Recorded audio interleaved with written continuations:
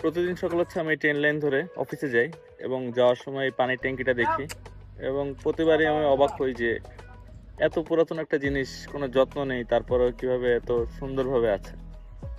সেই জন্য আজকে আমি ঠিক করছি যে আসবো এবং দেখবো এবং আপনাদের সবাইকে দেখাবো যে এত পুরাতন একটা পানি ধরার জায়গা 1869 সালে নির্মাণ করা, প্রায় 157 বছর বয়স এবং এখনো পুরো নতুনের মতোই আছে।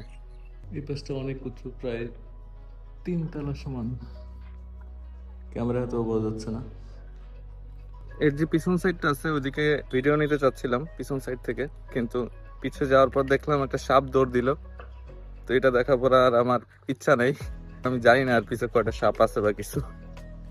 জায়গা একটা ইটের উপর আমি বসা, তো ভালোই লাগতেছে এখানে। রোদ, একটু হালকা বাতাস, মাঝে মধ্যে একা একা একটু বেরোয় নিজেকে সময় দেওয়া উচিত আমার মনে হয়। ইদানিং মনে হচ্ছে যে প্রতিদিন একই কাজ, একই লাইফস্টাইল থেকে বেরোয় একটু নতুন কিছু দেখা উচিত।